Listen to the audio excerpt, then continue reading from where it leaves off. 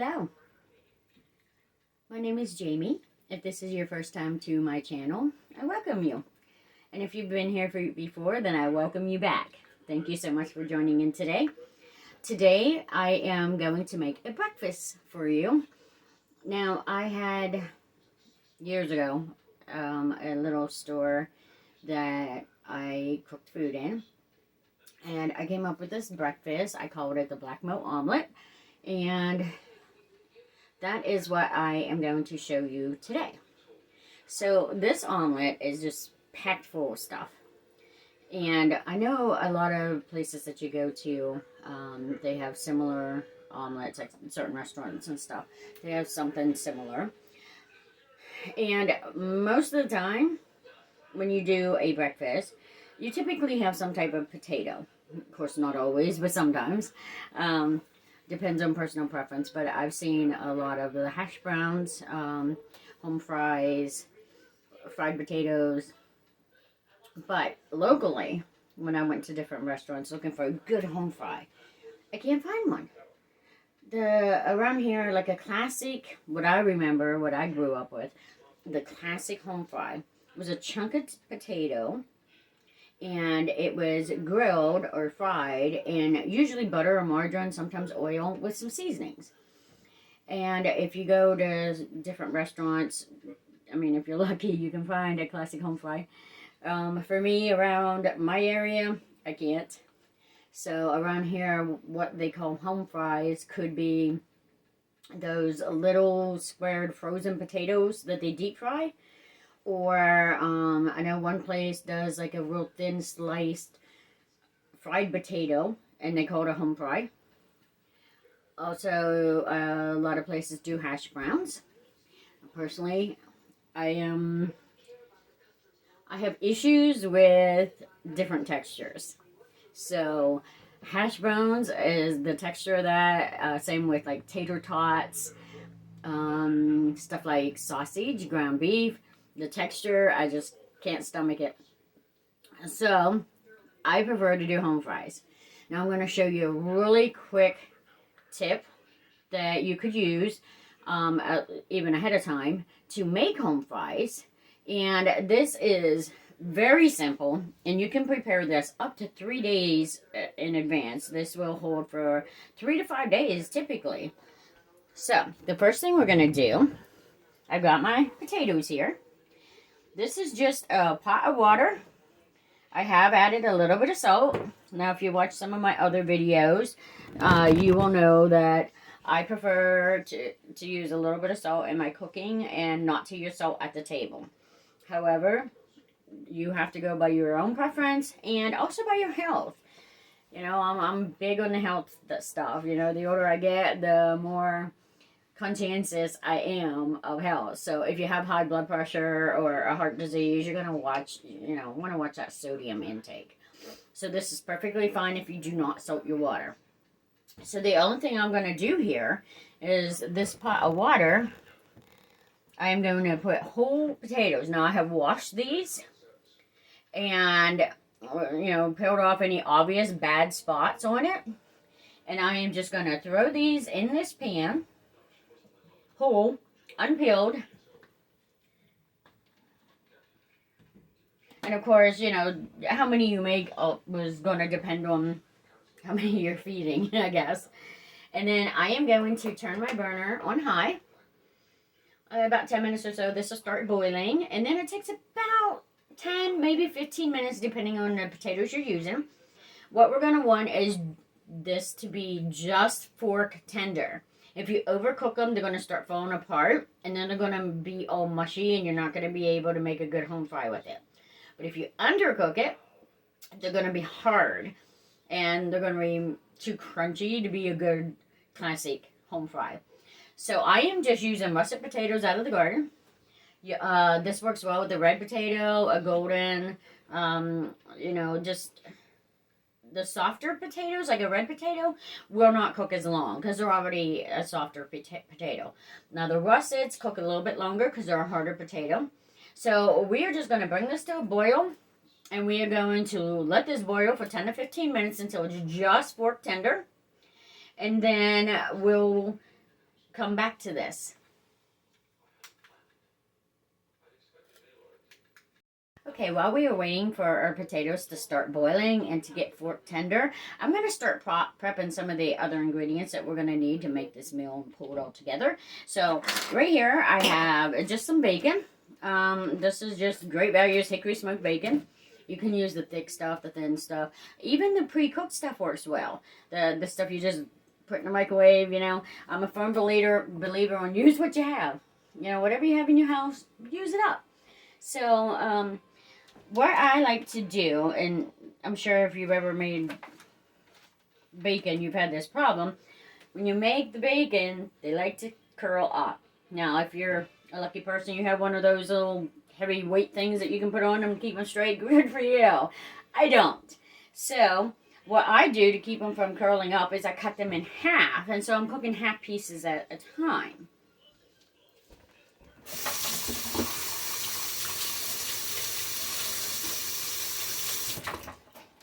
Now, that's not to say that you don't still get curled up bacon, but you got a smaller area and it doesn't tend to curl as much as if you're doing a whole slice.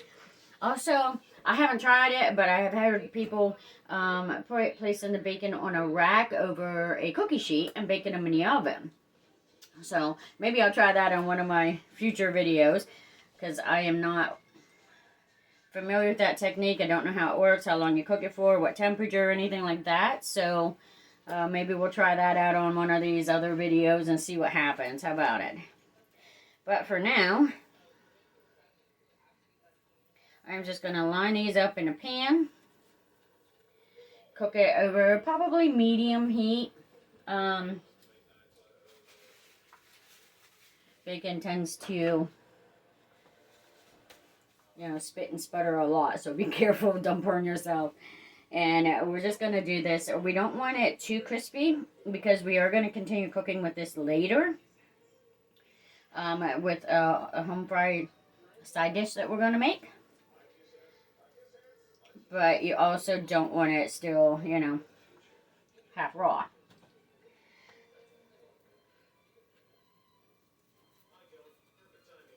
And mine are sticking together. So, I'm going to line this up, and then we are going to drain it. Whenever it comes out,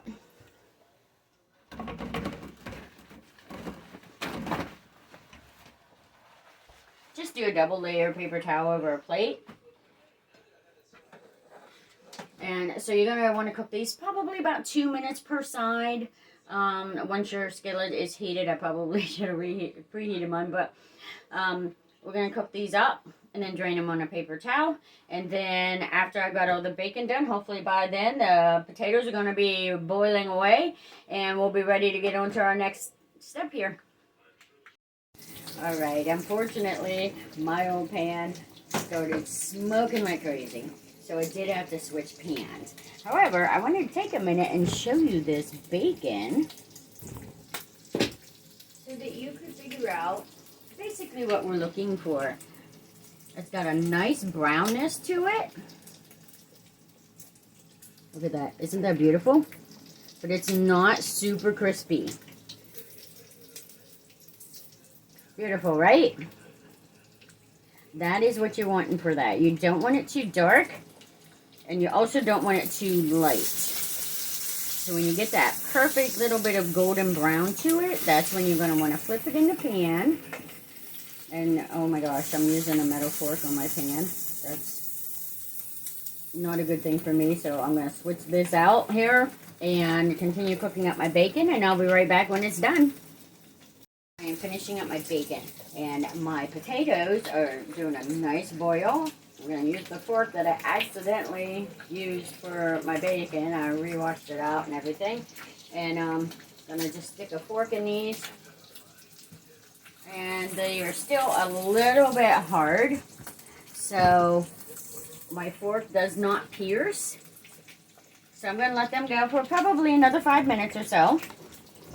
And then hopefully in that time, I'll finish up. I got a few more slices of my bacon to finish up, and Then once this is all cooked up and we are ready to move on to our next step, I'll be right back with that. Alright, I just finished frying up my bacon. Just wanted to show you. Look at that beautiful golden brown. But they're not really crispy. They're not going to be too hard because we do need to finish cooking this later on with our home fries on a side dish that we're going to prepare. So, just wanted to show you the beautiful color that you're looking for whenever you're cooking up your bacon. And now we're going to check our potatoes. And I'm just starting to get my fork in. So I think we're ready to drain these. And then we're going to set them aside and move on with our next step. I'll be right back. So we've got our bacon all done. And our potatoes are pulled. Now, this is something that you can prepare ahead of time. The bacon you can put in the refrigerator for about 3 days. You can also freeze it after it's cooked. Let it in the freezer until you're ready to use it.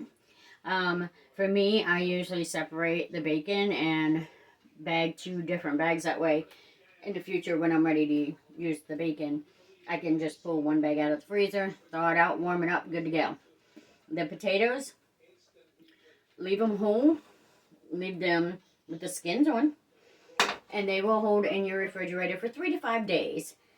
And this is just something quick to prepare ahead of time.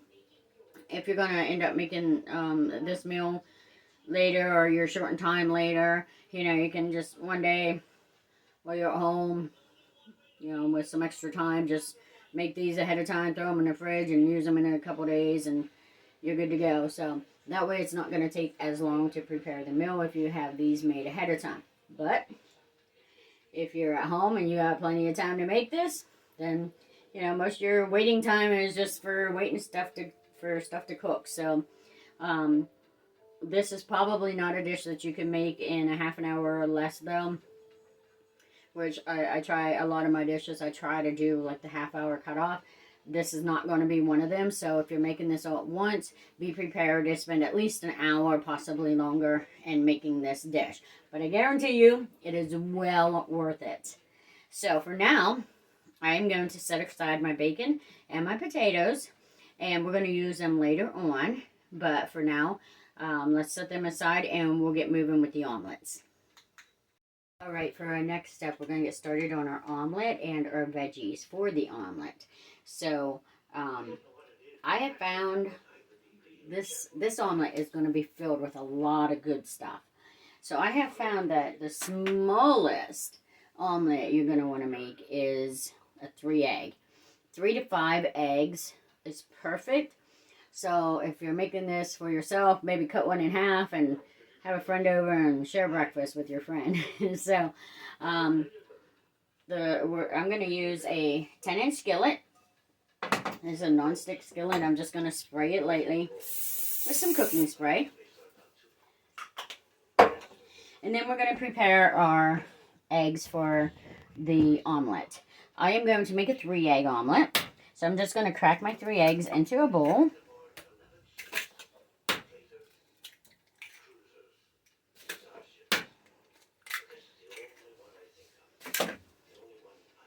All right. Remove that so you can see it, huh? Okay, so I got my 3 eggs in the bowl. I'm just going to add just a splash of milk because that tends to make the omelets a little bit fluffier. So, just a splash. Alright, and if you follow my videos, the other videos that I've made, or probably future ones that I make, you're going to find I use some dried spices regularly. So these are all the ones that I typically use.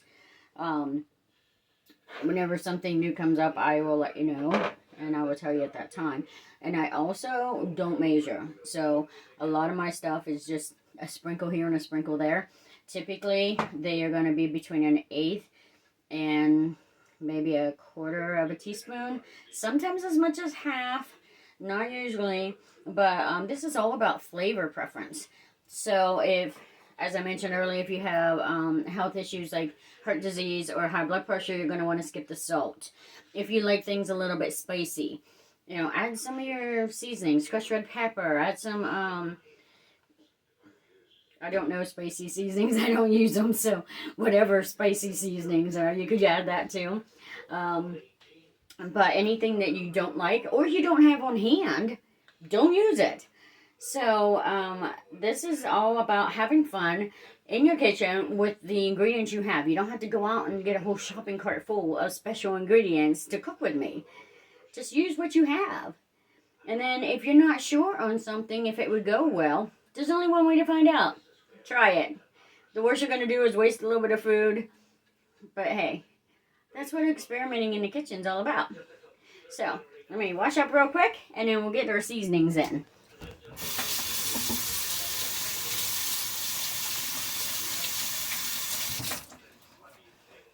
Alright, so I'm just using a little bit of salt and pepper to start. There's my salt, there's my pepper. Alright, then these are my traditional seasonings that I use in just about anything that I'm cooking. I'm big on flavor, I'm big on seasoning. So these are just dried seasonings you buy at any grocery store. I'm using oregano. Again, I'm just sprinkling over the top so that you can see. Let me bring this in. So that you can just see the seasonings up there. If you see the seasonings on top, then you got enough. Alright, then we got a little bit of parsley. If you have fresh parsley, fresh oregano you can chop up and use, that would be perfect. I do not, so I am using the dried. I use a little bit of onion powder. Again, just a sprinkle over the top of your eggs. We're not adding a whole lot of seasonings here. I've got some minced garlic. This is dried mince. Some minced onion. Some garlic powder. Again, all my ingredients all these spices pretty much come from Walmart. At this point, Walmart should pay me for advertising for them. I use them so often. That's because they're the closest store to where I live. So again, we have some minced garlic and extra virgin olive oil. And I am just a fanatic when it comes to garlic. I love garlic. I love the taste of it. I love the smell of it. It's amazing. So in this, normally I would use like a tablespoon. But in this one, we're going to use about a half of a tablespoon. We've only got 3 eggs here. So we don't want to overpower it and not be able to taste any of the other ingredients and flavors that we have going on there. So no overpowering there. Alright, so then we're going to grab a little whisk. And we're going to whisk this up until it's well blended.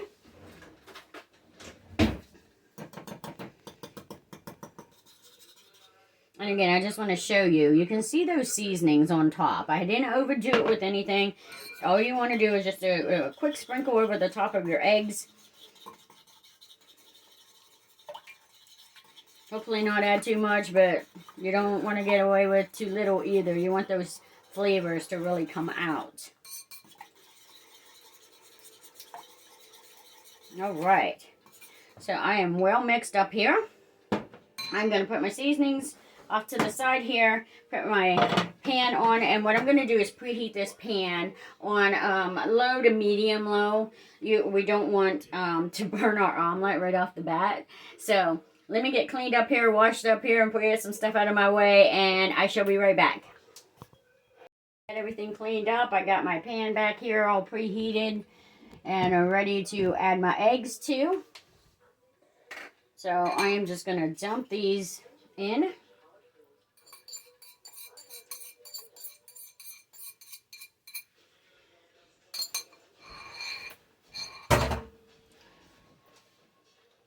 Again, I'm on about medium heat. And then I'm just going to cover that pan. Help it steam up a little bit, get that omelet cooking, and I'll check it here in a few minutes.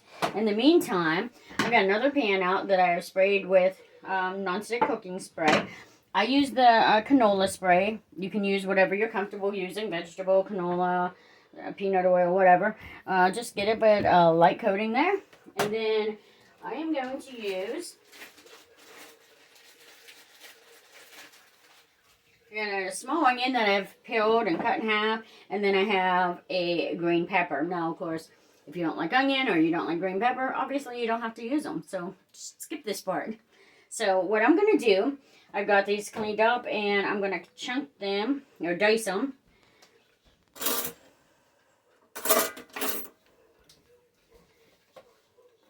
And make sure you get all the seeds out of your pepper.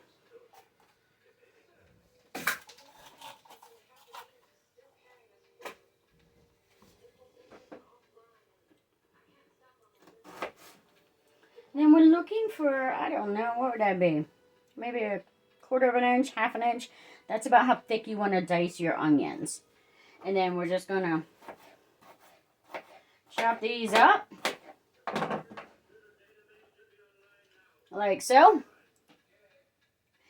And toss them in our pan back here. Now, this pan is not on heat yet. So we're going to get all our veggies added before we put the heat on. And again, I'm not a chef, so I know all my pieces are not cut perfectly. If you're, if you're a trained chef, do you know how to cut everything so they're all the perfect size and they all look the same? And I'm just a girl cooking in my kitchen, and I am not going to have all my pieces the same size. If you can do that, then awesome. Great for you. Mine, nope. Just not going to happen. Alright, so I'm going to throw my onions in there. Alright, and then next will be my pepper. I like to quarter those so that I can get a good job cleaning all this stuff out of it.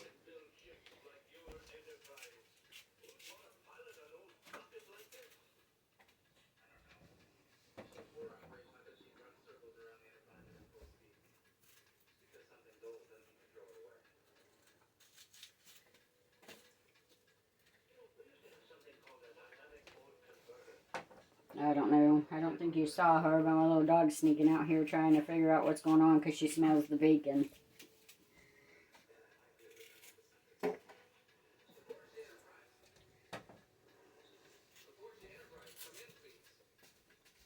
Alright, so we got these cleaned up. We are going to do about half an inch to an inch. And then we're going to chunk these as well. Throw them in this pan here with the onions.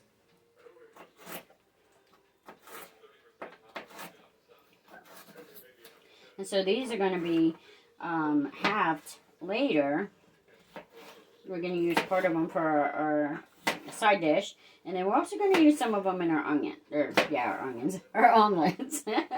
Good onions on my mind, I guess.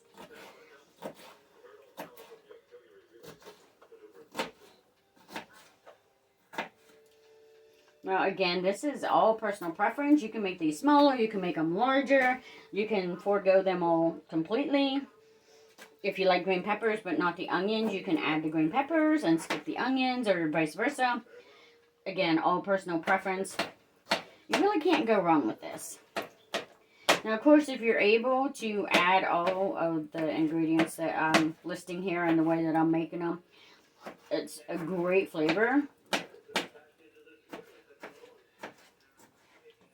But, of course, none of it is absolutely necessary. And I see steam. So, our omelet's looking beautiful. Time to flip that one over. Make sure I'm not sticking to the bottom. And I am not one of those people that can flip an omelet.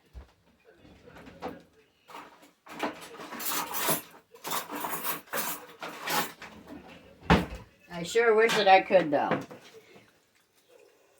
You know those people that can just do this and they can flip that in the pan? Yeah, not me. I've tried. I've made a mess out of it, but alright, look how beautiful that is. So, we're going to set that back on a hot burner. I am using electric, so for me, I can just shut that burner off and let the warm stovetop finish cooking the other side. If you're using gas, you just want to cook that other side just for a minute or two, just to finish cooking. Okay? Now, let's get back to our peppers here. There's my dog. I'm sure you heard her that time.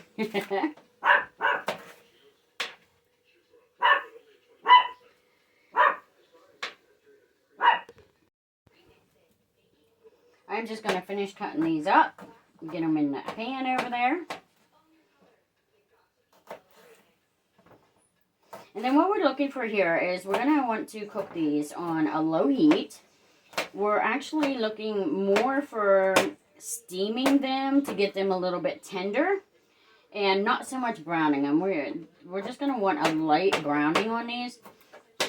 So our first few minutes, we are going to want to use low heat and cover. So if you cover the pan, that'll help keep the steam in there and you can steam your veggies. And then after the first few minutes, and we're going to start, you know, just flipping them around, making sure we're not getting too brown on any one side. All right. Those are good to go. Let me set this aside. And grab a lid. Alright, so we're going to cook this on low heat for probably 10 to 15 minutes until we don't want the onions quite transparent, but we do want them soft. So, and the peppers, you can tell as they cook, they get a lighter green color. This works well with pretty much any bell pepper, yellow, orange, red, green. And if you like a little bit of spice or a little bit of a bite to your food, it works really well. At this point, if you put your bell pepper and your onions in there, and then you just chop up some mild banana peppers and mix right in with the bunch, that works very well too. And it gives it that little bit of a bite whenever you bite into that omelet. So I'm going to let these go for 10 to 15 minutes, and then we'll come back and start putting everything together. Right, while I'm waiting for my veggies to get nice and tender, I do want to point out that whenever you're making these omelets, you can make these ahead of time as well as the potatoes and the bacon. You're going to want to know when you pour these out, you do not want the top, which is going to be the side that has all the beautiful seasonings in it. You want that to be facing down on the plate, okay? So, if you're making a bunch of these, I don't know if you have a big family, you're inviting people over, you're doing it for a charity, whatever. What you can do is, between each omelet that you make, layer a wax paper over this, and then when you flip your next omelet out, put another piece of wax paper, and you can just layer these however many you need. These will also keep in the refrigerator for up to 3 days. So, all this stuff, so far, can be prepped ahead of time. Got your, the potatoes that we boiled whole earlier, the bacon that we fried up, nice golden brown, and then the omelets. All of this stuff can be made ahead of time. You also could potentially make your veggies ahead of time. And I have seen people use the frozen, the peppers, there's peppers and onions that you can buy in the freezer section. You can absolutely use those as well. They work just as well. Just, you know, fry them up in the pan, get them a little brown, heated through, and they're good to go too. So, just a couple quick tips. If you're wanting to pre-make some of this stuff, you can. And it stores very well in the refrigerator. Okay, so we got this, our peppers and our onions going here. And as soon as they're ready, we'll be back to finish this up.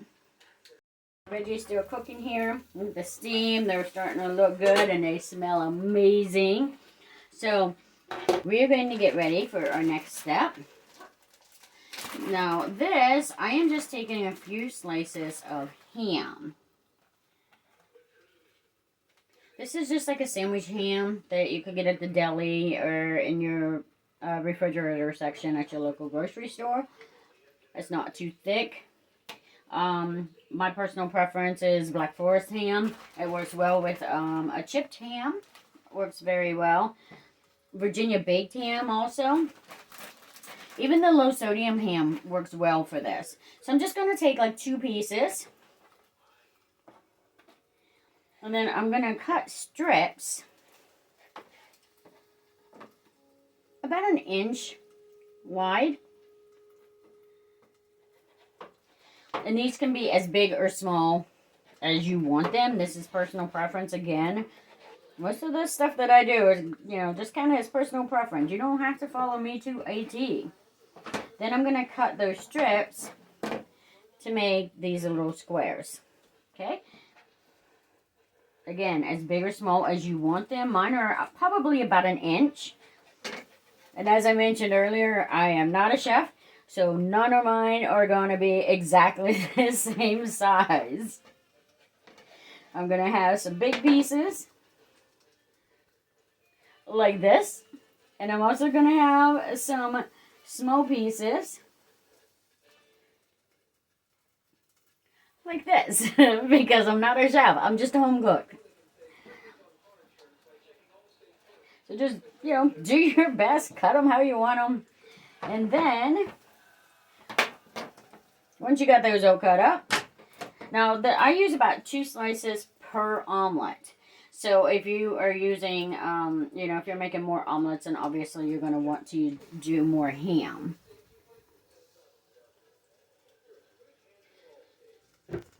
And whenever our peppers and onions, oh, doesn't that look amazing? And they are just now starting to brown, which is perfect. That's perfect timing. And they are not real tender, but they're not quite hard either. And if you notice, the peppers are starting to get to a lighter green color. Some of them more so than others. And that's exactly what we are looking for. So now, we are just going to add our ham right into this pepper and onion mixture. Now, if you've ever tried to fry out the thin sandwich slices of ham, you know that it burns quickly. Also, depending on how you're cooking it, it can turn out almost rubbery. So we're going to want to make sure that we're stirring this very well. We want to get all this mixed together nicely. Maybe break up some of those big chunks I had earlier in that ham.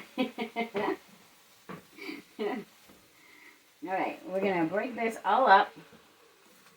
Mix it well. We want this fully mixed up so that every time you scoop out, you are getting onion, pepper, and ham on your scoop. Which is exactly what we are looking for. All we're doing here is maybe a light, very light brown on that ham. But it's mostly just warming it up. That's what we're interested in. We just want to warm this up. And I wish we had smell-o-vision. The smells in here are amazing. But I am a big fan of peppers and onions. So anytime I smell peppers and onions, I just love the smell of it. Alright, look how amazing that looks. Isn't that yummy? Alright, so I'm going to say, with the ham starting to brown, if you can see that we are ready to turn this off. And at this point, we are pretty much ready to just throw everything together. So I'm going to set this aside. I'm going to wash up and clean up, and then I'll be right back and we'll throw this all together. Alright, so we have our omelet pre-made, we got our bacon pre-made, we just fried up our green peppers, our onions with our ham, we got that setting aside, and now we've got our potatoes to get back to. Remember, we need our home fries, so let me show you how we're going to do this because it's a very easy trick. When you cook these ahead of time, you just boil them whole with the skins on. The skins just basically peel off like paper. It is so easy to peel a potato this way. I'm getting a little, I will use a knife because I don't want to, they're still warm, I don't want to burn my fingers. But the skins come off so easy. Now, if you like home fries with skins on, by all means, just at this point, don't skin them. I know that a lot of the nutrients and flavors come from the skin, but I am a very picky eater. So I always take the skins off of my potatoes. So I am going to get these all skinned up, and then we'll get ready to make our home fries. I'll be back in a jiff. Okay, so I got my potatoes all skinned, and I want to point out that one of my smaller potatoes, whenever I was boiling them earlier, it got a little overcooked. And so whenever I took the skins off, it started falling apart. And remember earlier I cautioned you about over boiling these because they'll turn to mush. So at this state, I want to point out, these are still chunks. They're firm. They're not mushy. So if you catch it on time and it's just starting to be overboiled, you can still salvage it. As long as you can still make chunks and it's not like a mashed potato. So just to point out, I did this. It happens, especially if you are mixing small and large potatoes together. So just wanted to point that out. Now, I have another pan. I believe this is a 12-inch. It doesn't really matter, just as long as it's large enough to hold the potatoes. And what I do is, you can use oil, non-stick cooking spray, butter, margarine, whatever. I just take a stick of margarine and I roll it around on my pan. And the reason I use this is because I like the flavor. I just like that flavor, that buttery flavor whenever you're making home fries. So all I did was coat the sides and the bottom of my pan with this. And now at this point, I'm just going to chunk my potatoes about an inch chunk. You can make them larger if you want, but you need to be careful because these chunks need to be able to fit inside of an omelet with all the other ingredients and to be fold over. And if you make them too large, you're not going to be able to fold that omelet over. So about 1 inch is the perfect size for these. So we're going to cut those up, add them to the pan.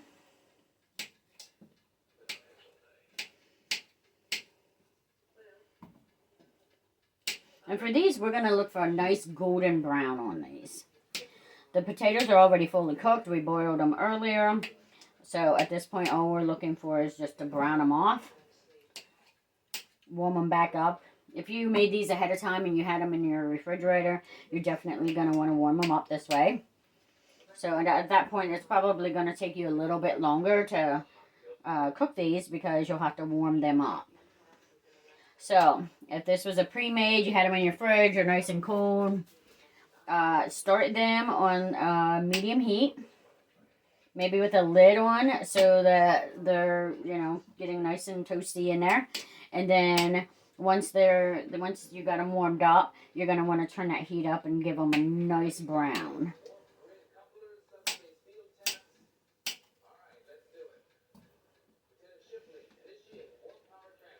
All right.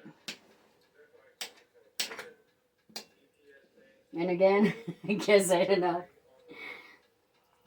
Some small, some big.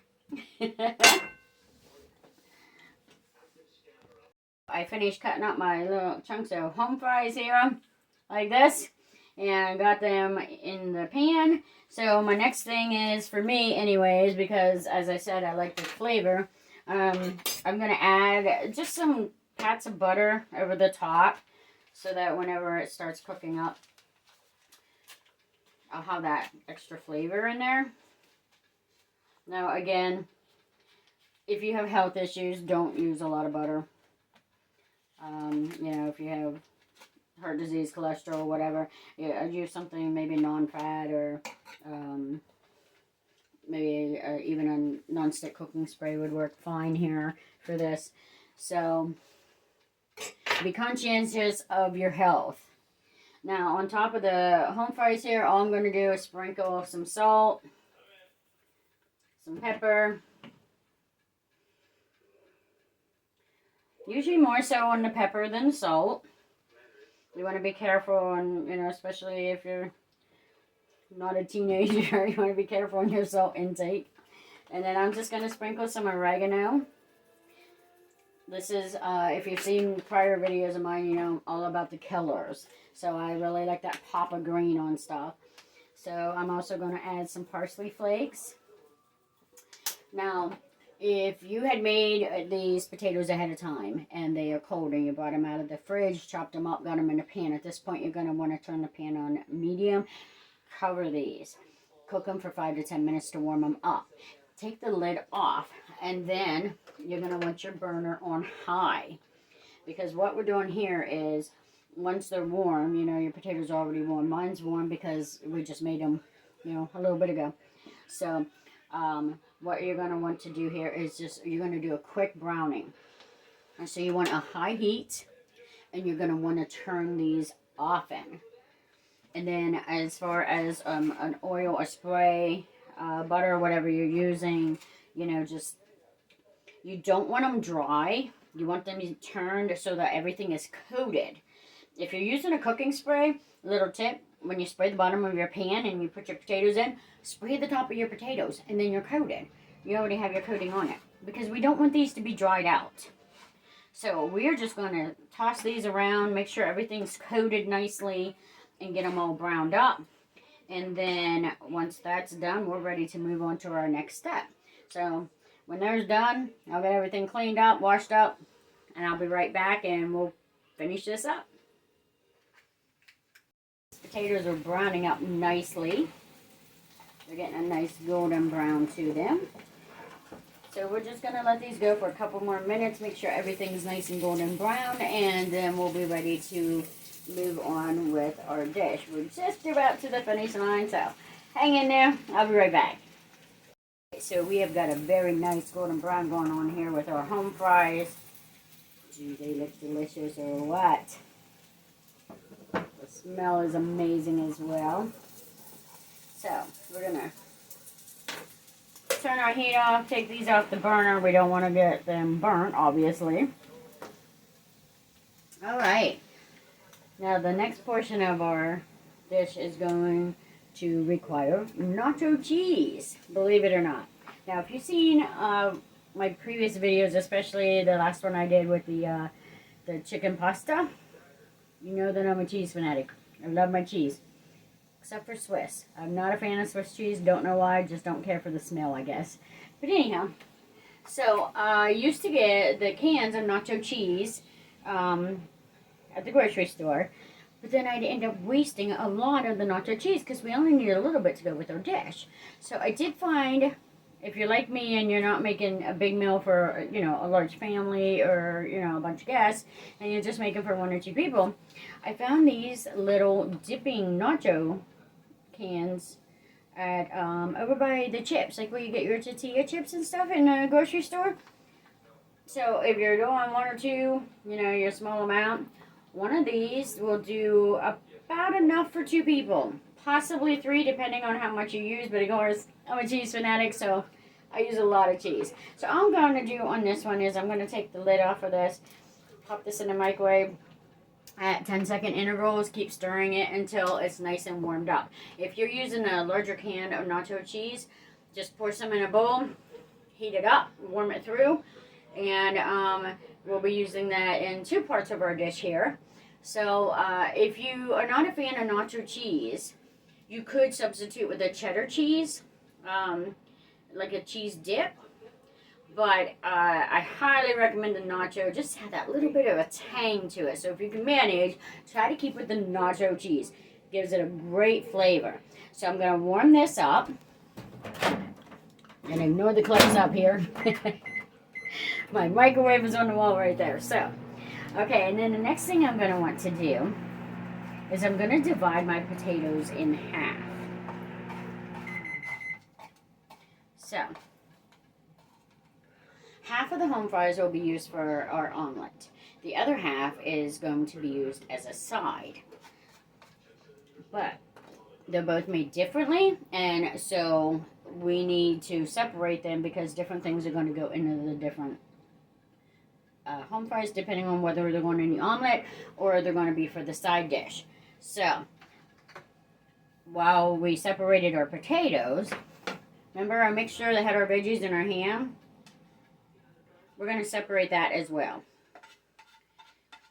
All I'm doing is separating it right in the pan. Okay, so we got 2 piles. One for the omelets, one for the sides.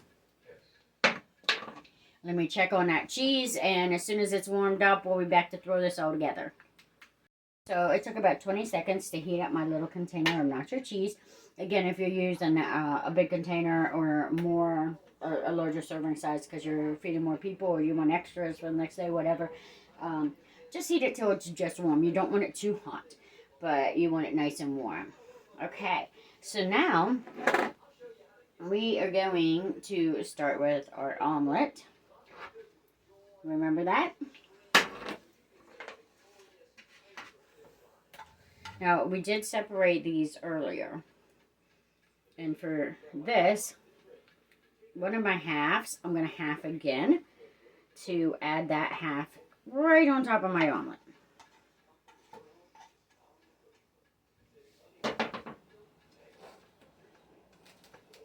All right. We just want to smooth this out so that it's over the half, just one half of the omelet. Just like that, okay? And then our home fries, we're going to do the same thing.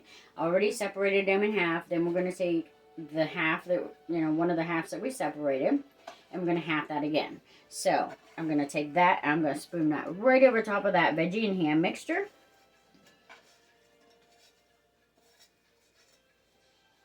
I want to make sure it's nice and everything's piled up in there looking all goody and yummies. And my camera's not pointing right, is it? Let me show you what I got here going on. Look at that. Is that amazing so far or what? Okay. So now, I'm going to turn that. What we're going to do on top of that is we're going to take some of our nacho cheese. And we're going to spoon that right over the top of this. Now for this, you're going to want to use as little or as much as you want. This, again, comes with personal preference. I, of course, am a cheese fanatic, so I use quite a bit of that. Now, on top of that, we're going to use some shredded mozzarella.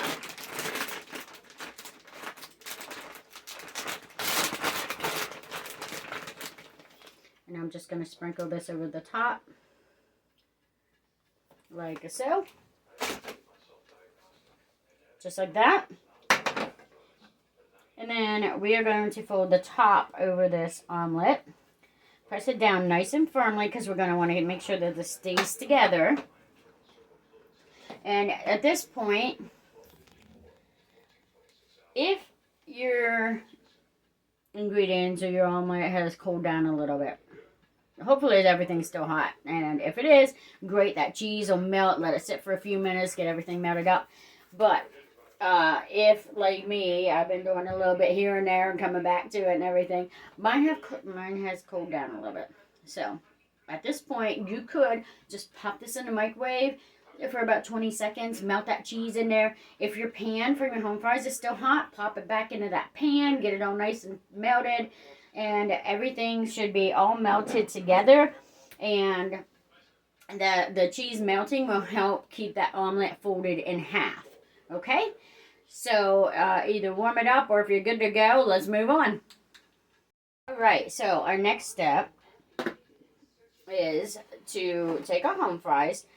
Now, this little bit, and with the peppers and the ham earlier, that would be for a second omelet if you were making a second omelet. So I'm going to take the second side, and again, I'm going to half it. And then I am just going to put those right on this plate, right beside my omelet. Just like that. Now, on top of that, I'm going to spoon some more nacho cheese.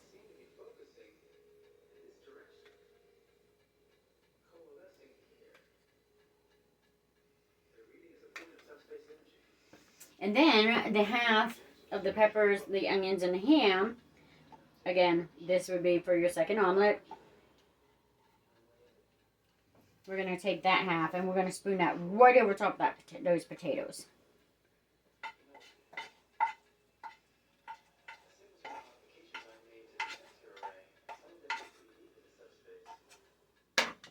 All right. This is what we got so far. Now, again, being the cheese fanatic that I am, I'm going to cover that with mozzarella. Just the shredded mozzarella that we used earlier.